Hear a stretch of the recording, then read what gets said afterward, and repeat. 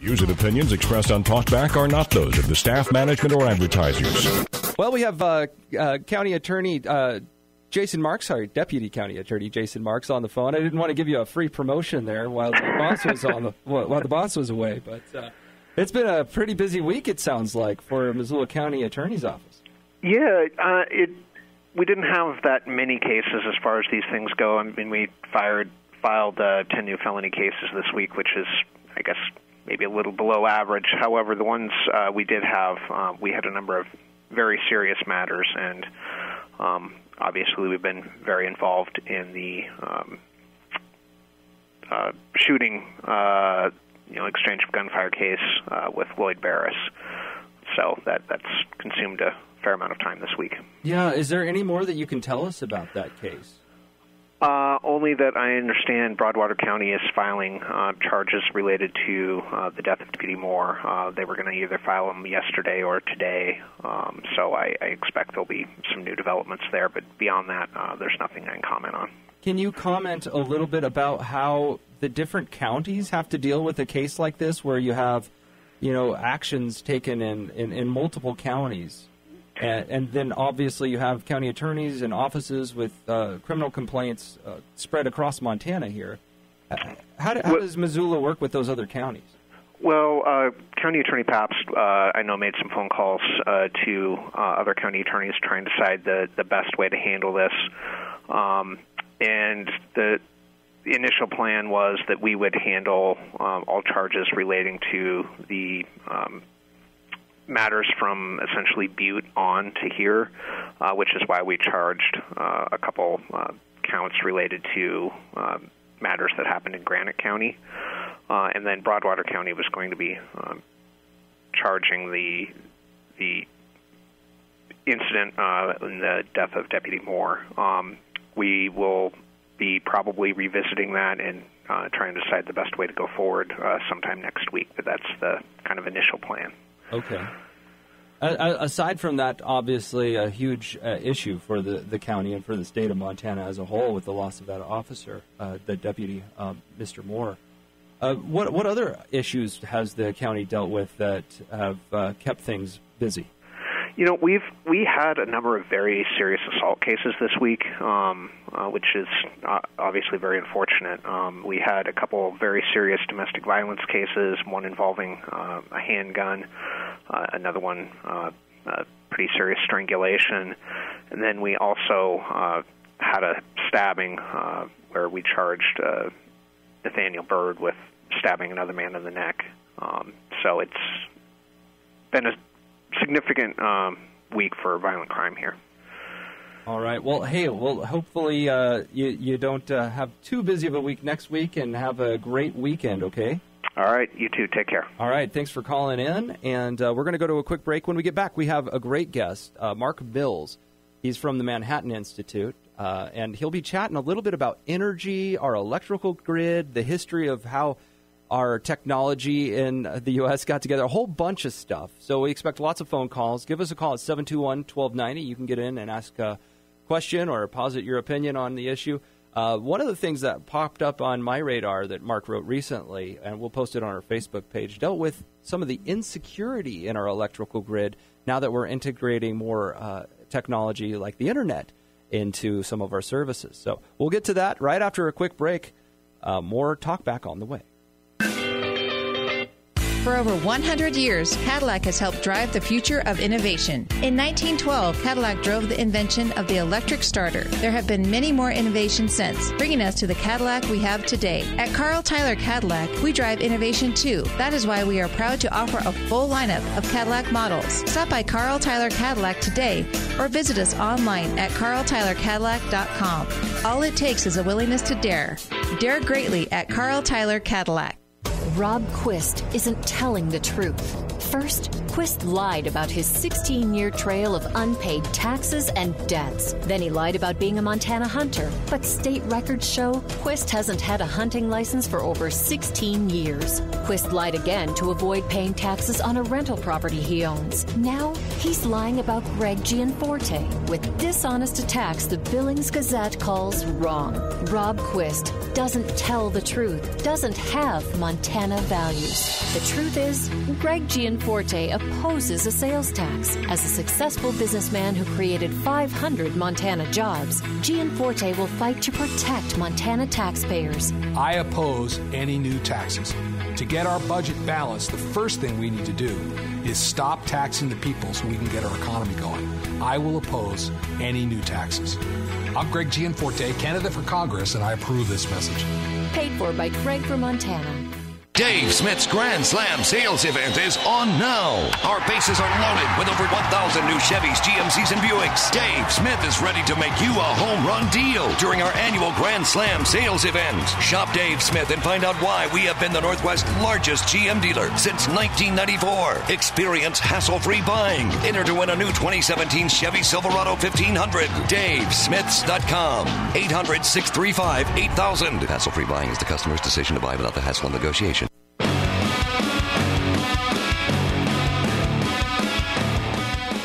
All right, we're back on the Talkback Show, and as we are wont to do, we like to talk with smart people. We have one of those in the queue. Luckily, it's easier to talk to smarter people than myself with the IQ that I have. But we do have Mark Mills on the line. Mark is a faculty fellow at the Manhattan Institute, and he's also a senior fellow at the Manhattan Institute and a faculty fellow at Northwestern University, and an expert in energy, I understand. Mark, thanks for coming on the air.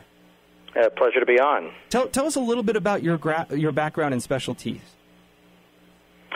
Well, how about if we do the short version? I was educated as a physicist and worked in early career both in as an engineer, actually, because I couldn't get a job as a physicist at that time, and then as a research scientist in microprocessors, lasers, fiber optics, missile guidance, and then I got involved in nuclear nonproliferation.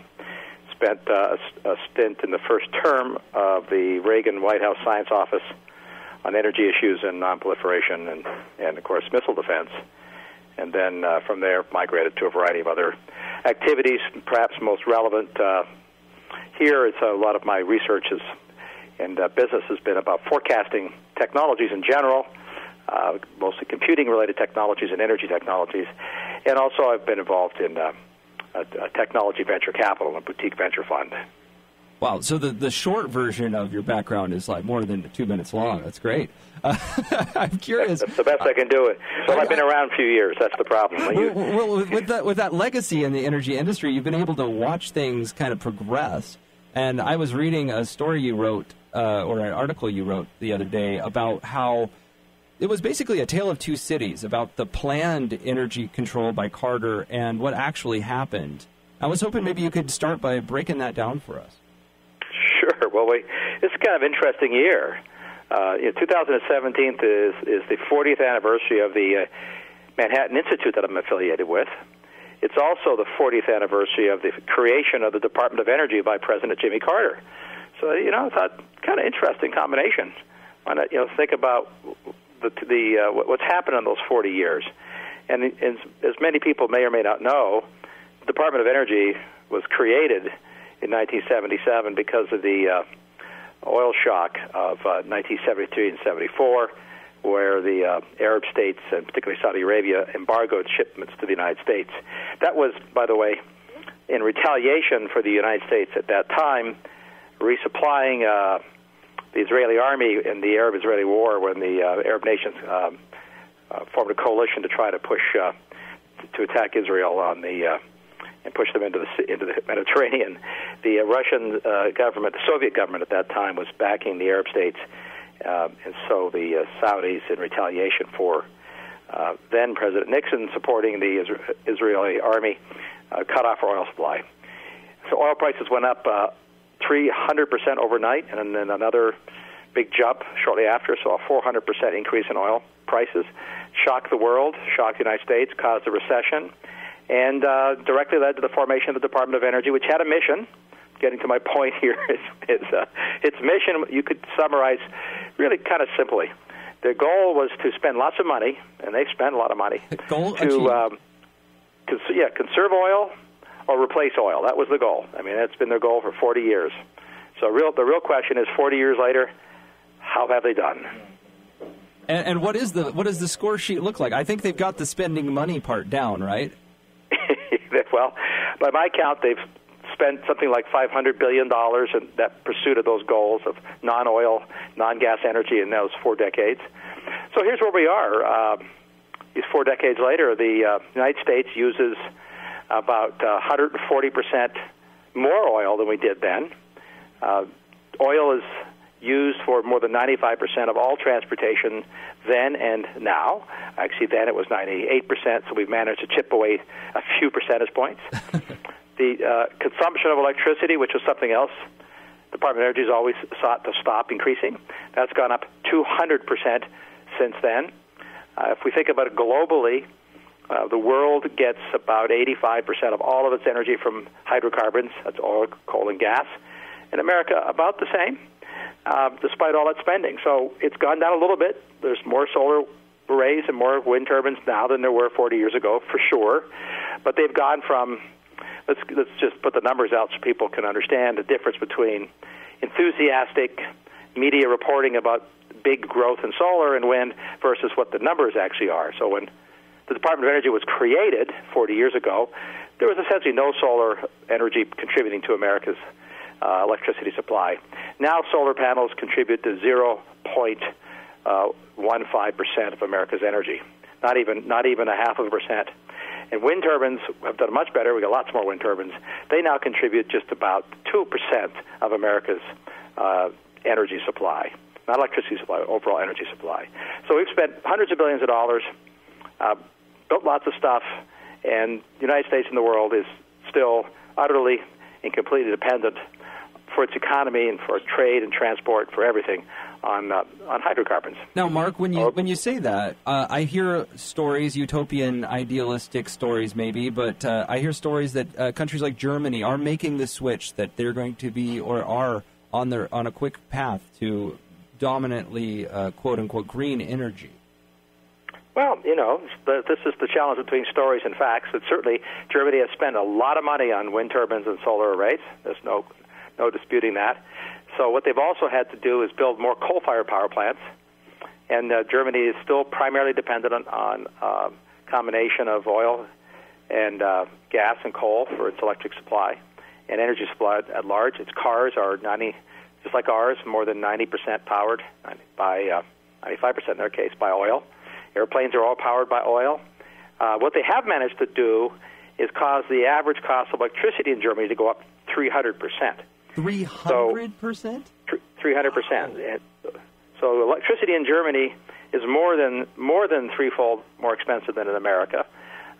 If there are those who say that's worth it, right? I mean, that's a political, economic decision. But I think it's important when people think about these claims about transforming the world by not burning oil, coal, and gas, that you have to calibrate what it's actually costing to try so far.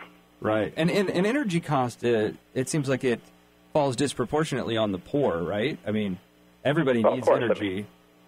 Well, actually, the energy costs fall disproportionately on the middle class. So it hurt the poor the most in the sense that we are and have created energy poverty, a new phrase in both England and Germany because of these alternative energy policies, where people's biggest bill in their house is their energy bill, the electric bill, or the heating bill. But the bulk of the money, as all politicians know, in every economy comes from the middle class, because that's where most people are, and there's enough income there, and those are the people that are footing the bill. So the subsidies that are being given to solar and wind farms come from tax collections, and those tax collections, or the equivalent of tax collections, come dominantly from the middle class. And of course, let's juxtapose that fact against a very commonly reported piece of news, is that America's great middle class has really not enjoyed much of a raise in their income in the last decade. It's been essentially stagnant. So while we've kept that stagnant, we've increased the cost of the delivered energy because of these policies.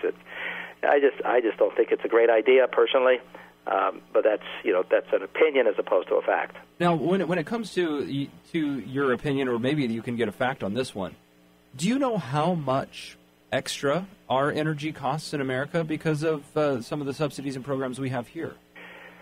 Well, that's a good question because nobody bothers to calculate it. But let me propose the inverse calculation. I mean, we do know how much money we spend on the subsidies. So in the last 6-7 years alone, we spent $150 billion in federal subsidies on wind and solar and biofuels, and another $80 billion. So, a couple $100 billion in subsidies have been spent, and those dollars come from somebody, which means, to repeat it, they come from the middle class. They don't come from the rich dominate, they don't come from the poor, they come from middle class America. So that's a lot of money, and that's money that could have been in the economy doing something productive. What it bought us, to repeat, is essentially no change. I mean, biofuels, ethanol, turning corn into alcohol, has displaced about 4% of America's transportation fuel needs, and we use 40% of all of our corn now to make biofuels, and we get 4% of our transportation from that. So if you do the arithmetic, you can see even if we used it all, it wouldn't matter. It wouldn't change much. But it costs us a lot of money. That costs us $80 billion alone to the consumers. And so think of this. We have in America right now astoundingly low natural gas, and coal prices. They're the lowest they've been in a long, long time. Since coal and natural gas together provide almost 2/3 of America's electricity, what should have happened is our electric rates should have gone down a lot, but they haven't. They've actually crept up. So what we've done is charged people more money to get very little, and we've not allowed consumers to enjoy the benefit of cheap fuels by lowering their electric bill. All right. Hey, Mark, we got to go to a break, and I'm not charging anything for calls into the show. 721-1290. We have Larry in the line to ask a question of Mark. You can get your call in, too. Again, the phone number is 721-1290. We'll be back after a quick commercial break. Burn Street Bistro has been serving up award-winning brunch, lunch, and weekday breakfast on Missoula's west side for the past 5 years. Now that spring has sprung, Burn Street Bistro has begun receiving fresh, local produce from area farmers, and things have gone from delicious to exquisite. Not to mention, Burn Street's baristas are ready to make you a variety of excellent coffee drinks. Not downtown, not Reserve Street, Burn Street on Missoula's west side. Property owners in Missoula, are you tired of late-night maintenance calls or calling your tenants to collect their rent payment? How about keeping track of financials and year-end reports? Then it's time to contact the professionals at Karis Property Management. Our experienced staff knows the market and can help you capture the most rental revenue for your investment. Karis Property Management provides full-service management, tenant screening, rent collection, maintenance, and bookkeeping. Save time, money, and stress. Call Sam at Karis Property Management to schedule an appointment at 543-9798. Maverick Motorsports invites you to bring in your trade and trade up to one of the new Yamaha motorcycles, ATVs, or side-by-sides setting the industry on fire. Yamaha is the proven king of power and dependability. And during our April Crush 'em sale, we are offering maximum trade value with Yamaha's huge rebates. Come by Maverick Motorsports for all your tire and apparel needs, and let's get you on the road. Where do you go for adventure? Maverick Motorsports! 4950 North Reserve Street at the I-90 off-ramp or mavmotorsports.com. This is it, the deal of the summer. At Billion Kia, summer's on us. Drive home in a new 2017 Kia Optima, Forte, Sorento, or Soul and make no payments for the first 5 months, with your first 2 payments covered by Kia. No other manufacturer currently has this deal. Defer 3 payments and have Kia cover the first 2. Not good enough? Plus, get 0% APR financing for up to 66 months. Excludes Optima Hybrid, PHEV, and Soul EV. 0% APR financing for 66 months is $1,516 per thousand financed. Down payment varies based on credit and amount financed. Well-qualified borrowers must finance with Kia Motor Finance. Payment deferral for 90 days is optional. KMF to cover the cost of first 2 payments up to $1,000 total. Interest accrues from date of contract and is the customer's responsibility. Offer cannot be combined with lease programs. Tax, title, and license extra. Offer ends 7/10/17. Credit less than perfect? See if we can help. We want to see you in a Billion Kia. Billion Kia in Missoula or at BillionAuto.com.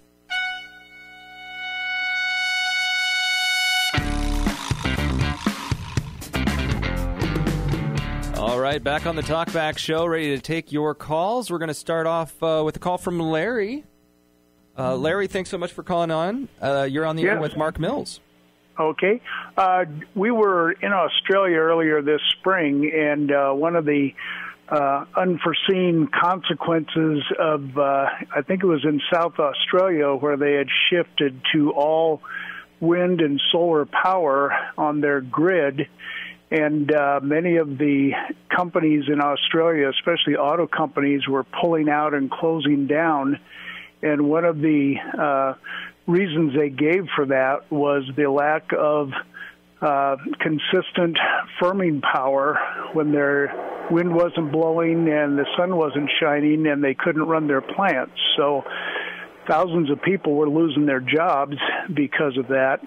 And Australia, I think some years ago, made a national policy change, and they shipped all their natural gas overseas, and now they are having to import at greater expense natural gas that they produce themselves but ship overseas, and now they have to bring it back in at higher prices. So there's some unintended consequences of this massive shift to alternative energy sources. Oh, thanks for your call, Larry. Yes. Well, Larry's on to something important here about wind that's perhaps obvious, but he's pointing out an event that occurred in southern Australia that got people's attention. It was an event that almost happened in Texas about a year ago as well. As you increase the amount of electricity in any given moment that's provided by wind, there's obviously, if the wind just dies unexpectedly, the wind goes away, then the power evaporates, goes away, because the wind doesn't always blow continuously. And it doesn't matter very much. If you think about the electric grid as like a bucket that you're filling with water, and in the bottom of the bucket there's a hole, a bunch of little holes, and that's what supplies the water to the consumers. And at the top you have a bunch of spigots, keeping it, filling up simultaneously. If you have lots of spigots filling up simultaneously, the flow keeps going, even if you turn one spigot off. But if you have one spigot that sort of, it's like a crazy kid keeps knocking it away or turning it off, and that spigot provides half your water, obviously you can have a problem. I mean, when the wind stops blowing, the grid not only loses power, it becomes unstable. So it's not like you can suddenly add energy instantaneously on a sort of a society scale grid. So the grid gets unstable and it shuts down, goes black, and that's what happened in South Australia. The solution to that is either one of two things: is either don't use too much wind, so that when the turbines go away, it doesn't matter. There's lots of power available. To use a water analogy, there's lots of other spigots. Or what people keep talking about is that you store electricity, have it available, so when the wind goes away, you can just use the storage. And of course, we've been storing electricity for a long time, very small quantities in batteries, and to store electricity at the scales that a grid needs, a society needs in batteries, is not just difficult. I mean, it's technically possible, but it'd be astoundingly expensive. I mean, it'd be breathtakingly expensive, and technically very challenging. I mean, the kinds of the way you could figure this out on a personal basis is just, if you live in a house, get somebody to help you calculate how much battery power you would need to keep your house running. Well, let's say overnight, not for an hour, but overnight when the wind's not blowing, or during the day when at night when the sun's not shining rather, and of course the wind blows mostly at night. So during the day, how long would you run? You'd fill your basement full of batteries, and even then you wouldn't be able to run your house for half a day. It's just even for half of a day. It takes staggering amounts of batteries. Here's I don't know how many people follow what Elon Musk is building at the so-called Gigafactory.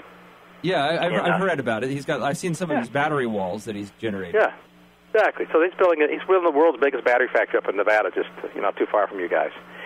And it's a big battery factory.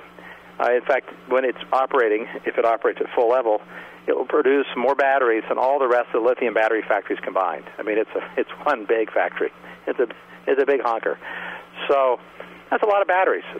So you could look at that and say, well, what if I use all those batteries to store electricity on the grid? I could just keep producing batteries. Who's going to produce so many? He's making them both for the power wall, as you say, and also for his cars. But here's something to keep in mind. Let's assume we wanted to run the U.S. electric grid on wind and solar. That would mean that when the wind's not blowing, the sun's not shining, for, let's say, 8 hours in combination, and everybody knows there could easily be a period longer than 8 hours when there's no wind or sun, but let's just say 8 hours. So if you needed to store 8 hours worth of America's electricity using lithium batteries, it would require the output of the gigafactory. You have to use all the output of the gigafactory for 100 years. You have to use 100 years of production of the gigafactory batteries to make enough batteries to distribute around the country to store 8 hours worth of America's electricity. 8 hours in 100 years. Yeah, so it'd take you. So you could say, well, I could build 100 gigafactories, so that in 1 year I could build enough batteries. You could do that. 100 gigafactories. That's a lot of. I mean, remember, he's already got a factory that's going to produce as many batteries as the entire world's battery production combined. So this is a lot of money. Let's just stipulate. And the batteries are going to wear out pretty fast if you operate in that way. And on top of that, what most people forget is that there's a supply chain of physical materials behind those batteries, of copper and lithium carbonate and other chemicals. That is fairly big business right now. Clearly, if we made it 100-fold bigger, it would be one of the biggest single mining industries in the world.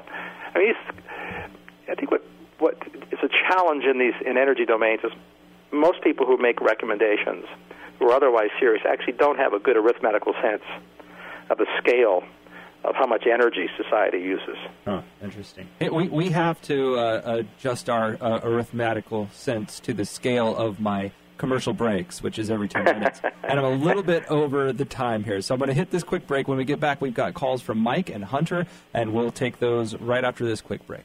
Dave Smith's Grand Slam sales event is on now. Our bases are loaded with over 2,000 new Chrysler, Dodge, Jeeps, and Rams. Dave Smith is ready to make you a home run deal during the Drive and Discover event. Dave Smith is known for our custom one-of-a-kind vehicles and for delivering a hassle-free buying experience. Shop Dave Smith and you will see why Dave Smith is the world's largest Chrysler, Dodge, Jeep, Ram dealer. 800-635-8000. DaveSmith.com. Hassle-free buying is the customer's decision to buy without the hassle of negotiation. Another day, more troubling news about Rob Quist. Newspapers revealed Quist's long pattern of debts and tax liens, that he was sued for breach of contract, deceit, and fraud, and stiffed a contractor who did work on his home.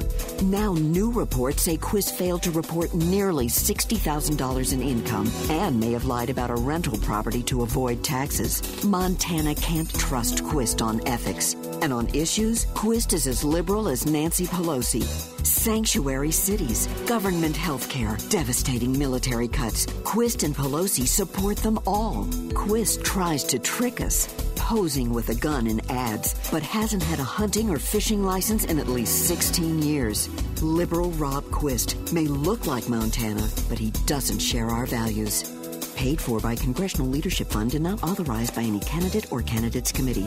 Congressional Leadership Fund is responsible for the content of this advertising. CongressionalLeadershipFund.org. Kick off your summer with a sale at Murdoch's Ranch and Home Supply. Did you wear out your sandals last year? Has your straw hat seen better days? Has your dog's bed lost its fluff and maybe gained an odor during the wet spring months?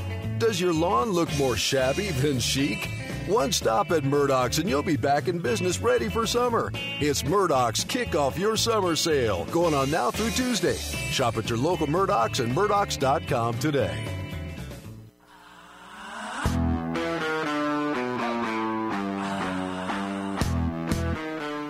All right, we're back on the Talkback Show, and we have an official rock star, Mike. Hunter and Alan are in the queue, and Mark, you filled up all of my lines, so you get rock star status as well as a fellow status from multiple institutions. We're going to go ahead and take this first one is Mike. So, Mike, you're on the air. Go ahead. Hi, thanks for taking my call. There's a lot of talk and books and hype about cold fusion a few years back, and I was wondering if science has made any advancements, or is that still kind of a pipe dream? I figure somebody with your science background would know a lot more about its status. Thanks. So I'll take your answer off the air. Thank you. Thanks for your call, Mike. Yeah, there was a lot of hype about cold fusion. So When the news first came out, I was fairly early in the game writing about it, saying that it was nonsense, and it was nonsense. And here, let's stipulate this. The idea that fusion, cold or otherwise, is possible. Hot fusion is certainly possible. It's what makes the sun work. Nothing would exist in the universe if fusion didn't exist. That's how all primary energy is ultimately produced. All the atoms that exist that are heavier than hydrogen exist because of fusion, the star's core. But the idea of cold fusion was that we don't want to have to build these big machines that are real expensive and have to be real high magnetic fields at high temperatures, really, really high temperatures, like millions of degrees of temperature, that can cause atoms to fuse and release energy. So it turned out that there was, not true, a lot of hype. But more importantly, let me say this as a physicist. I will guarantee you there will be new physics in the future. About that I have no doubt. We don't know everything. And new physics will lead to new technologies one day. But there's two things we do know. There hasn't been any new physics in energy since about, we could say 1939, when we had first fission in Chicago at Stagg Field. That's when we proved that you could split atoms, and we built nuclear power plants and nuclear weapons. And not since about 1954, when Bell Labs produced the first solar photovoltaic cell, where we used the physics of the photoelectric effect, which is a physics phenomenon that Einstein got his Nobel Prize for, it turns out, in 1905. So those are both new physics. But there has been nothing new since. But here's the calibration point that's important. When we do discover new physics, and we can then build new kinds of things, the time from when we discover the new physics to when we can build something at all that's commercially viable, and then build lots of those things that are commercially viable, is very, very long. And if you think about how much time it's taken to get to where we are with nuclear energy and solar electricity, it's not that they don't work. It's just it's very difficult to build them. They're both very expensive. Solar much more expensive. It just takes a long time. It takes decades and decades. So I say all that because if we were to discover new physics tomorrow, it would have no relevance to the energy supply of the world for decades. Gotcha. Well, hey, let's take another one. We've got Hunter on the line. Hunter, thanks for calling in. Hi. I was just wondering, how much electricity would the 20% uranium that Hillary gave to the Russians make? Thanks for your call, Hunter. She stole our electricity with the Russians. Well, it's amusing. The answer to the question about how much electricity that much uranium can produce is a very large number. I mean, uranium produces lots. The potential amount of electricity that can be produced by that is enormous. The problem isn't the uranium per se. The real cost, obviously, is in the building of the power plants, the nuclear power plants themselves. So it's the money side. The world has lots of uranium. I think it was a very bad thing, personally, that seemed to have been done based on what I read and understood. But if one considers the resource question, does America have access to enough uranium, particularly in North America? There's lots of uranium, so it's. But those companies had low-cost resources which were already developed, and mostly what you worry about is the access to the power plants, not the access to the uranium. The truth is. All right, let's go to Alan. Alan, you're on the air. Yeah. Good morning, Mark. You were talking about battery backup so that we could provide 24-hour continuous electricity with solar and wind. What size battery array, how much land space, and how much solar array space and wind farm space would that kind of a scenario have to have? Sure. Good question. Let's do this on a smaller basis that helps to visualize. It's a very good question. Here's how you can think about it and how I've calculated it.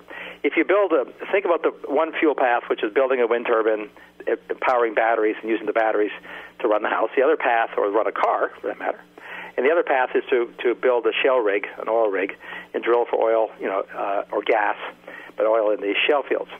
And we can trace those two paths in dollars and energy density footprint very easily. It turns out that a 2-megawatt wind turbine costs about the same to build as a standard drilling rig on the shale fields. It costs almost exactly the same. And when you finish building the wind turbine, that wind turbine will produce, every hour it runs, about a barrel of oil equivalent of energy. So you think about how big the wind turbine is. It's almost as tall as the Washington Monument.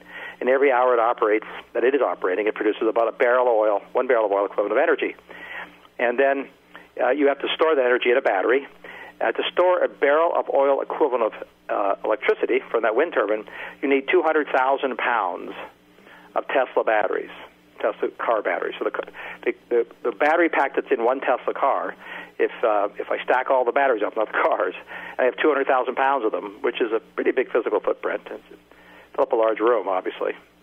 That could store 1 barrel of oil equivalent of electricity or energy in electricity form. Now, the oil rig, which costs the same, will produce an actual barrel of oil, not every hour, but every minute. Every minute. So 60 times as much energy produced per unit of time. And then storing that oil in a barrel, it's a barrel. You know what a barrel looks like, and that barrel weighs 300 pounds. So here you have, this has nothing to do with, whether we subsidize or not. Those are just sort of the energetics, the facts, the physics in these systems. One case, I have a 200,000-pound pile of batteries. In the other case, I have a 300-pound barrel of oil. They store the same amount of energy. And the 200,000-pound pile of batteries, which would fill up a larger room, would cost about $400,000. The barrel of oil, obviously costs about $40. Okay. Thanks for breaking it down for us. I'm still stretching the space inside my head to fill all the information here. We have to go to a quick break because our physical footprint has taken up too much radio time. When we get back, we'll have calls from Dale and Langdon, and we're almost out of time. I mean, we got 20 minutes left, but with all the calls we're getting, we might not have much time for your call. So try now. 721-1290 is the number. Give us a call, and we'll get to you right after the break. Telling the truth. First, Quist lied about his 16-year trail of unpaid taxes and debts. Then he lied about being a Montana hunter. But state records show Quist hasn't had a hunting license for over 16 years. Quist lied again to avoid paying taxes on a rental property he owns. Now, he's lying about Greg Gianforte with dishonest attacks the Billings Gazette calls wrong. Rob Quist doesn't tell the truth, doesn't have Montana values. The truth is, Greg Gianforte opposes a sales tax. As a successful businessman who created 500 Montana jobs, Gianforte will fight to protect Montana taxpayers. I oppose any new taxes.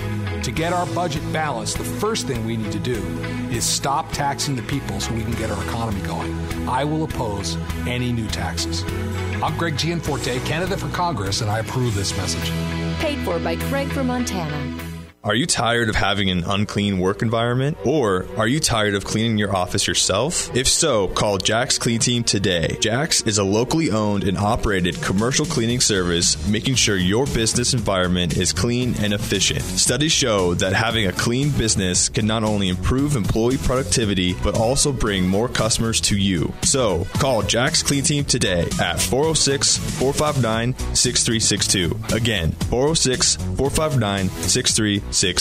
Montana Glass has been serving the residents and businesses of Missoula for over 40 years. By remaining dedicated to their customer satisfaction, Montana Glass has built a great reputation for quality, service, and workmanship throughout the entire area. At Montana Glass, they pride themselves on quick turnaround times for replacement glass, custom window panes, and quality in installation of any of their various glass products. Call today for a free estimate and consultation. 728-3180. That's 728-3180. Or online at montanaglass.biz.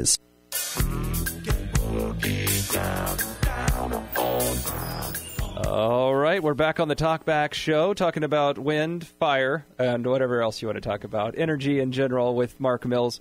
We have Dale on the line, so let's go straight to calls. Dale, thanks for calling in. Yeah, good morning. Hey, I was wondering if you could talk a little bit about thorium and where the science is on that and how much of that material is available for use, and also how much power we lose by shoving by shoving power through power lines and the distances involved and how much energy is lost, and by putting smaller power stations more often, how much more energy we can save through that. All right. And I'll just take the answer off the line. Thanks so much for your call, Dale. All right, Mark. Questions. We have a good question. We have a very sophisticated audience here. So I won't assume everybody knows what thorium is. But quickly, the thorium is an element, one of the heavy elements in the periodic table you remember from high school chemistry. That's real close to uranium, which means it also can be split like uranium and release energy. It's a lot less useful for making nuclear weapons than uranium is. So a lot of physicists over the years have talked about doing what's called replacing uranium with the thorium fuel cycle. So the answer to the caller's question is there's lots of thorium in the world, and there's lots of uranium. There's lots of both. And it just is a practical matter. The difference between the benefits are really not significant. That is, some people think it makes it easier to avoid the proliferation of nuclear weapons with a thorium reactor fuel cycle. It is true. It's a little bit easier to minimize the risk of bad people getting access to weapons-grade material. But it's not enough to be meaningful. And the thorium reactors I think Bill Gates has invested in the thorium reactor venture. There's nothing wrong with it, but it'll take a long time to perfect it, and it won't make much difference from a resource perspective. Can I follow up with that real quick? I've heard that the thorium potential was also in the smaller scale, that you can make that much smaller. It's not really relevant to the size. You can make uranium reactors small as well. In fact, there's been lots of small uranium reactors made, and there's lots of them in existence at universities for research reactors. So it's not really correlated to size. You can engineer small reactors. The problem with a small reactor is I happen to like small reactors, and I think the caller is right, but for a different reason, that a well-designed, what is called a small modular reactor is a good solution for lots of applications. But that's mainly because you get the additional security and safety and not having long wires that can be damaged by storms or knocked down by terrorists, that kind of thing. The caller asked whether or not we waste lots of energy transmitting electricity long distances and power lines. The answer is no, we don't. It's a real myth to think that that's a waste. It turns out that in the physics of energy, as you raise voltage, which is what these lines are, people have heard these high voltage lines, the efficiency goes up. And the efficiency of these lines is extraordinary. You lose a few percent at best, at most. You lose a few percent of the energy in transmitting long distances. And as you take voltages higher, you lose even less. If you go to what are called DC lines instead of AC lines, you can lose even less. If one really worried about it, you'd do buried superconducting lines, and you'd lose even less again. But you're talking about, instead of losing 3%, losing 2%. It's just simply not the case that there are any significant energy losses from distributing electricity over distances of hundreds and even thousands of miles. All right, let's go to our next caller. Looks like we've got Langdon on the line. Langdon, thanks for calling in. Good morning to you. I have a question. It's a little bit different than the last topic, but I've been thinking about this for quite a bit. Why don't we use the transmissions of a waveform through the magnetic field and stuff like that? Because isn't our planet a giant dynamo? And couldn't we harness that electromagnetic force and the other forces coming in to harness that into usable electricity? Thanks for your call. No problem. Thank you. Call something here. So the book that I wrote some years ago with my colleague called The Bottomless Well, what we pointed out in part was that the world we live in, the universe we inhabit is infused with essentially infinite quantities of energy. There's no energy shortage. The trick with the energy is always building a machine that can extract from nature the energy in a way that's useful to us at a cost we can afford. So that's a long way of answering the question. The caller's right. There's electromagnetic fields all over the place. The Earth creates a magnetic field. But these are very, very weak fields. So capturing the energy from that requires lots and lots of long wires, and so that has an energy, material, and economic costs associated with it. So you end up with something that's very, very inefficient, very, very, very expensive. There's just not enough energy density. If we want to run a car, you have to have lots of energy in the gas tank. And the reason that solar-powered cars don't work is to collect the same amount of energy, I'd have to have a solar array that was spread out over an acre and wait a day, or two to refuel a car, and rather than 2 minutes at the gas station with a pump that's the size of your hand. So there just isn't a high enough density of energy in the ambient magnetic fields of the Earth to harvest. All right, I've got my nerd energy question real quick before we go to a break, which is, have you heard about combustible ice, the stuff they're harvesting off Japan? Can you tell us a little bit about the potential for this stuff? Sure. So these are technically methane hydrates. Methane is natural gas. It's just what natural gas is. And what there is at the bottom of the Earth, of the world's oceans, are lots of compressed, frozen crystals. And they look like ice, but they're crystals of methane hydrates. It's like crystallized water and methane. And when you bring the crystal to the surface, of course, the lower pressure, they evaporate or even sometimes light on fire. You could pick one up and put a match, it'll light. This is a very low density energy source in the sense it's scattered. Think of it as like ice cubes scattered all over the ocean floor, very, very deep. So you have to work very hard to find ways to vacuum them up and collect them. But you could do it. Japanese have been looking into it. But it turns out that it's about 100 times cheaper to buy shale gas from Texas than it is to try to harvest the infinite supply of deep methane hydrates. Gotcha. Well, we got to go to a break. When we get back, we're going to try to get Ted, Pat, and Craig all on the line. Guys or gals, please make sure you get your questions through quick. Try to sum them up as best you can because we won't have a lot of time, and we want to get everyone through. We'll be back after a quick commercial break. Locally owned Air Quality Mechanical is Western Montana's Daikin Comfort Pro. Experience what's new in heating and cooling systems. Daikin offers comfort for life with ductless, energy-intelligent heating and cooling systems. So smart, they can even be controlled through an app when you're not home. Air Quality Mechanical offers financing and free estimates. Find out more about Daikin ductless systems at airqualitymechanical.com. Air Quality Mechanical, tough enough to drive pink. Hi, Peter Christian talking with Rich at Missoula Nissan Hyundai. Don't you dare go out of town to buy a car when 30 new Nissans have to go right here, and you'll do anything to sell them, right? That's right, folks. We are not going to miss a deal on a new Hyundai or Nissan. Come on down. Give us a shot. I've got rebates. I've got discounts. Invoice pricing through Saturday, folks, plus rebates. All right here at Missoula Nissan Hyundai. Come on by and join us where the adventure starts here on approved credit on Brooks near Southgate Mall.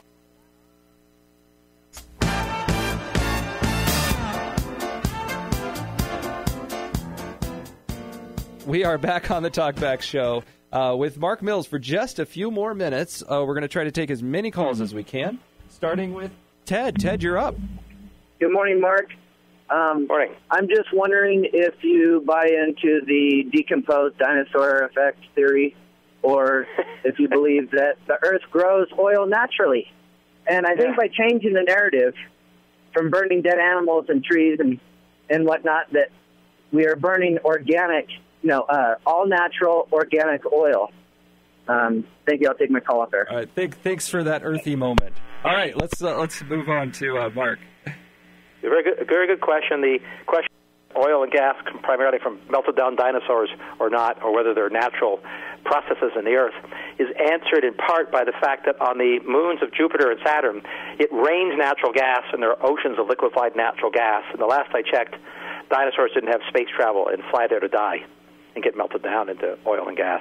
Oh, I've also heard that there's a shale, that like seashells and other things that fall to the bottom of the ocean floor might be part of the oil that we later use in our cars.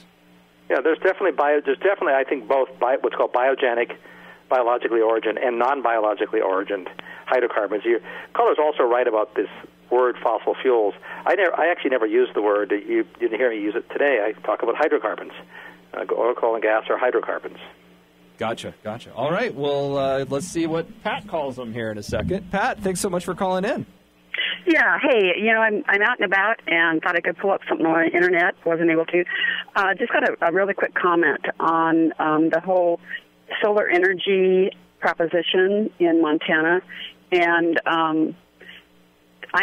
Quist has a really good comment on that, and we came up with some facts on actually what it would take to lay out a solar energy plan in Montana and how many acres it would take to lay out solar panels.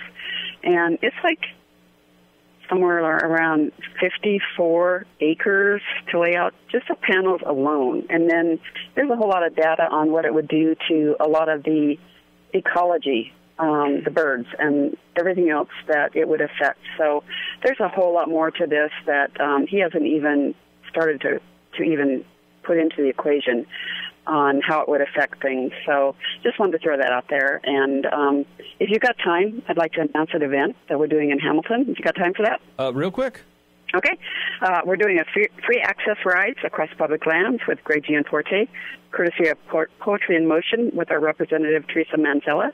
Well-known draft horse team, Poetry in Motion, invites the public to come along and ride with them as they welcome Republican congressional candidate Greg Gianforte.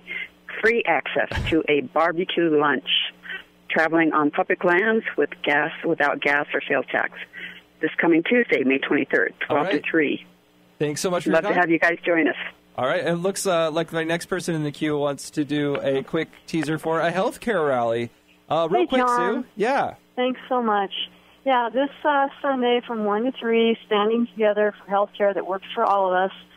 In Terrace Park, we're going to have lots of speakers. Bob Wire is going to be performing, and we're going to have food trucks, and it's going to be a beautiful day from 1 to 3 in Terrace Park, standing together for healthcare that works for all of us. All right, Sue. See what I said? I said off air to Mark when he called in. It's been kind of nonstop congressional politics here in Montana, and you're getting a little bit of that from our callers, it looks like. Yeah, you can't avoid that. It's politics matters. It's important stuff, isn't it? Gotta get these people elected. Let's see what Craig wants to talk about. Craig, you're on the air. Yeah, I am thinking this is about energy planning. Sorry, I'm a little nervous. There's unlimited amount of oil. I'm guessing that's what I'm getting from your speaker. I used to mine uranium, so I have mixed thoughts about how effective, or not how effective, how much that would reduce pollution. I haven't heard him talk about pollution, haven't heard him talk about any effects on the atmosphere, or my wife's people are ranchers over in Mandan, and they're pretty concerned sometimes about their aquifer. They're not exactly sure what pumping millions and millions and millions of gallons into an aquifer. And again, if that's endless, not whether it can be done and what limits there are to our activities. So, Craig, just to summarize real quick, your big question is, does Mark think that petroleum is endless? Yeah, I guess, and I'm sorry to give an even larger question, but part of it is, that we're pushing 10 billion people on the planet. So how do those equations, the limited amounts of, like I say, atmosphere, aquifers, and limited ability to pollute, how does that factor into the planning process that he's talking about? All right, yeah, let's shift over. So thanks for your call, Craig. Mark? We haven't talked about pollution, but we don't have a lot of time, but let's say there's a couple things. First of all, on the very specific issue, obviously, everything that human beings do has potential to have a negative side effect, pollution. That's been true for millennia, and the more people, the more stuff, obviously the potential damage rises. What we found, what we know is the case from history, is that the wealthier we become, the more better our technology, the more we can extract with fewer impacts. In fact, we know that's the case demonstrably, that the levels of emissions of all things that matter, all kinds of toxic emissions, and the levels of hazards associated with industrial activities are far lower today than they have been at any time in history, and yet we produce and consume far more stuff. So the technology ameliorates and sometimes even solves the problem. You don't get rid of 100% of problems. As far as water in the aquifer is considered, a lot of people have been promulgating this myth that the shale drilling activities can contaminate the aquifer. Let's just point out two things, that every state has an EPA, and every state EPA monitors and watches and reacts to reports real of quick, water contamination. We're almost out of time, so real quick. So the short story is there's zero evidence there's any contamination. The wells are 10,000 feet down. The aquifer's a few hundred feet. We're not even in the same domains, and water doesn't flow uphill, so there's really very, very, very little risk. All right, we're almost out of time. Real quick, where can people find your work and more information about you and the Manhattan Institute? Well, the Manhattan Institute's easy to find. Just Google it up and put my name in it with a P, like Papa, Mark P. Mills, and it'll link there.